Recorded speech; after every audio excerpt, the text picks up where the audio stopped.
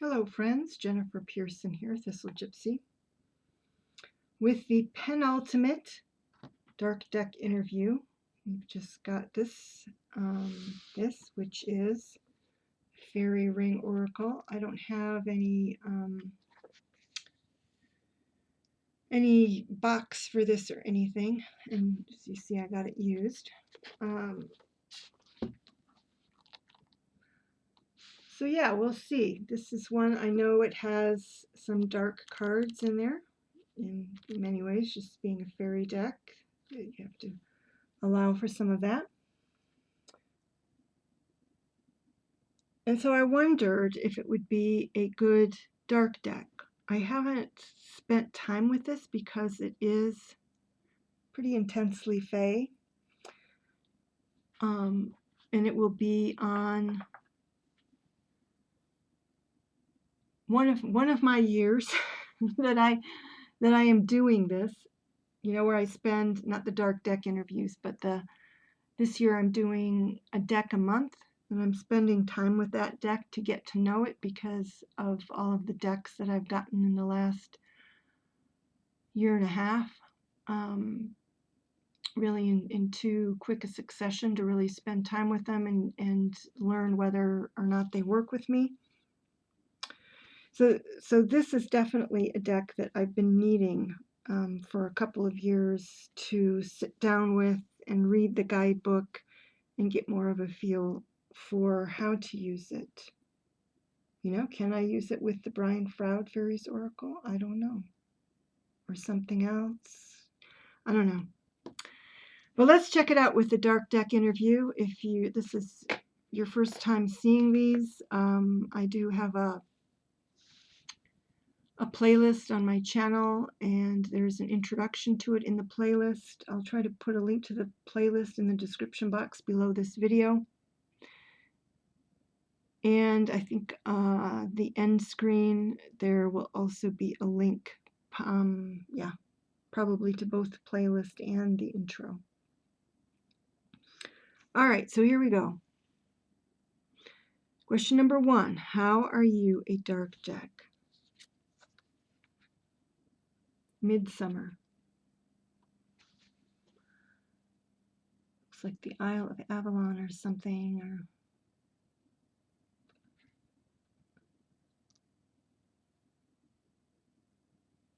well, Midsommar definitely doesn't strike me as a particularly dark time. So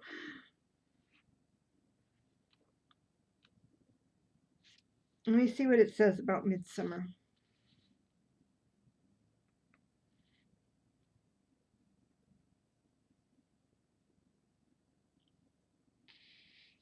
The day marked the peak of the sun god's power, the longest day before his decline and death at the winter solstice, which just sort of describes it. Divinatory meaning, the Midsummer card ushers in joyful energies of magic, enchantment, consummation, culmination, celebration, delight, fun, light, illumination, and clarity.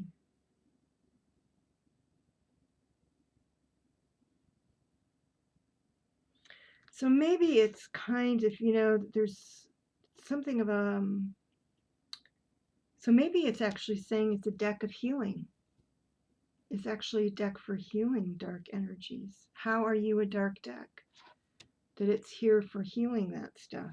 Very interesting. Okay. What dis-ease can you help me with? Oh, the Will-o'-the-Wisp. The Will-o'-the-Wisp. Maybe being led astray. Being, again, it came up in another dark deck reading, distractibility. I think it was the Lord of the Rings Oracle for my work situation. So, oh goodness, so I believe the flowers on the border is the summer suit.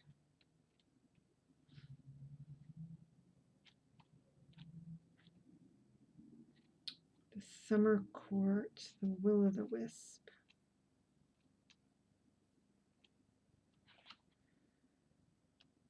So it doesn't have numbers. It's not alphabetical.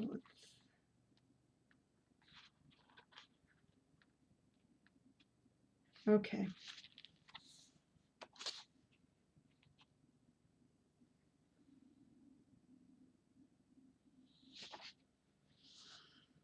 Divinatory meaning. The appearance of the will-o'-the-wisp betokens illusion, fallacy, or a false impression. He may indicate self-delusion and wishful thinking over some matter. So it's trying to help me with my illusions, my tendency to get caught up in fantasies and illusions or false impressions. All right. As appropriate, I don't know what I don't know what I'm deluded about. So, which of course makes sense when you're deluded. What is your recommendation for that dis-ease? So in other words, how would I amend that dis-ease? Oh, the king. I think this is the Winter King. Gwyn ap Nudd. There he is. Oh, looks like the Tor in the background. So let's look at that. The Winter Court.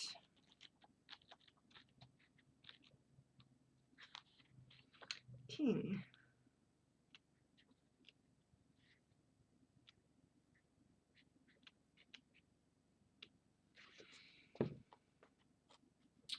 The Welsh King of the Underworld. Divinatory meanings. When Gwyn ap Nudd, King of the Underworld, appears in your cards, he indicates deeply buried secrets. Oh my goodness. Things hidden, concealed fears, suppressed feelings, self-imposed restrictions, or bondage to the past. Something unresolved might be surfacing from your subconscious mind to affect the present. Gwyn ap Nudd may be a real person in your life. A mature or elderly man of some influence who is very sober and serious, intellectual and cerebral, but impersonal and detached. So, I mean, certainly it seems to be, it could be saying that this is a deep-rooted tendency that I have. And it could be saying that I need to find somebody who's more grounded to run ideas past them, who will give me the straight poop, regardless of how it hurts my feelings, so that I don't just go wandering with the will-o'-the-wisps and never get where I really want to go. Very interesting. Okay.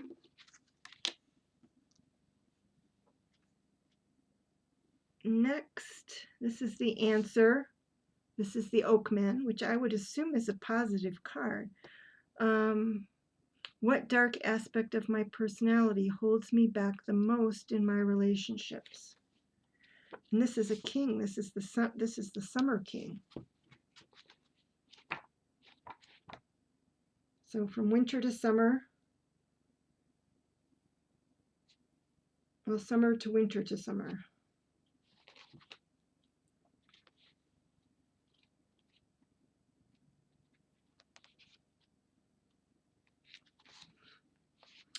The Oakman. Divinatory meanings. When the mighty Oakman appears in your spread, he indicates power, good government, received knowledge, and authority. His gifts are willpower and self-control, and the Oakman promises that if you act correctly and honorably, you will be rewarded. So that's supposedly a dark aspect of my personality that holds me back. The Oakman may represent a real person in your life, a mature man in a position of authority. He is reliable, honest, practical, methodical, and conscientious. He loves his family and traditions. I certainly don't have that in any relationships currently. So it can't be that there's a person who's holding me back, and it's supposed to be an aspect of my personality. So it's saying that my willpower and self-control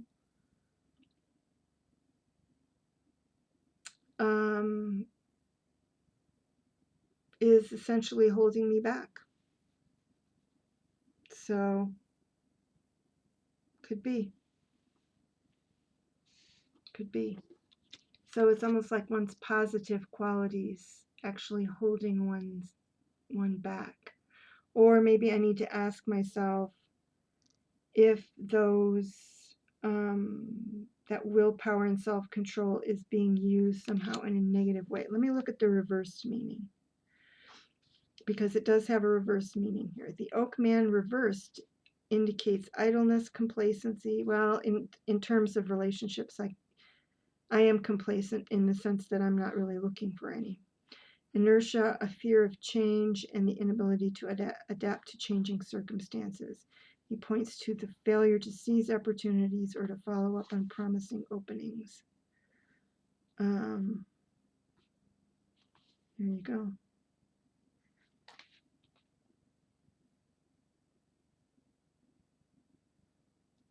And actually, the reverse meaning, I can see that kind of a person that I have dealt with recently. The oak man reversed may personify a real person in your life, a mature man who is materialistic. Well, maybe not that, but uncaring about anything except his own interests, ruthless, and unable to see anyone else's point of view. That would be an extreme explanation of the person I'm thinking of, but he has some of those qualities. Anyway, so that is for relationship. Let's look at career. What dark aspect of my personality holds me back the most in my career? The Bayfind. And it's actually this woman in white here, but I can't remember what meaning is. I think that's the spring. The Four of Spring.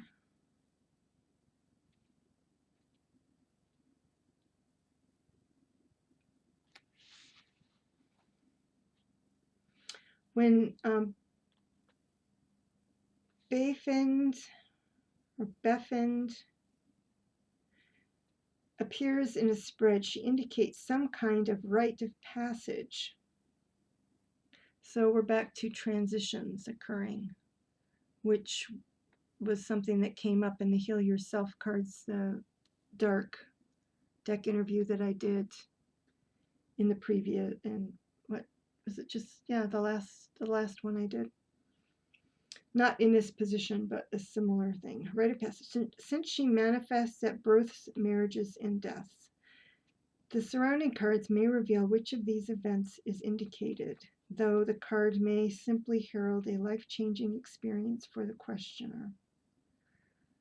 But dark aspect. So that's more of a dark aspect of my surroundings. It's not a dark aspect of my personality. Let me look at the reverse meaning. If Bayfind or Beffind appears reversed in a spread, she is advising you that you are not using the gifts you are blessed with. There we go. There it is. So apparently the reversed meanings are really fairly important in this deck. If I'm reading it, looking for dark indicators, dark aspects of things, I need to really look at the reversed meanings. These gifts have been bestowed for a purpose, and fulfillment will come from using them. So that's what it is. So that's a dark aspect of my personality, would be discounting those or not going to more lengths to use them. So there it is. I feel like both the oak man, well, not the oak man. which there was another one in here I thought was calling me out on not making good use of my, maybe it was the other deck, not making good use of my resources, what's available to me. So let's see, the Fairy Ring. I think that this does have potential. I think I would consider it a,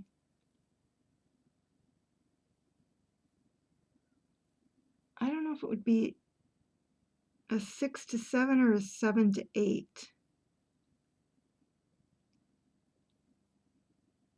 I think I'm going to make it a 6 to 7. I'm rating them from 1 to 10. Excuse me, 6 to 7. So it really has promise.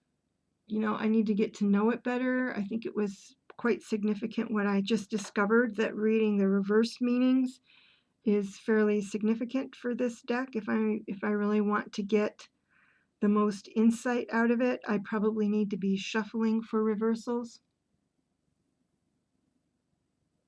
So very, very, very interesting. All right, everybody. I hope you also found that interesting and intriguing. And we've got one more, the Chicoli Tarot. All right, everybody. Take care. Bye-bye.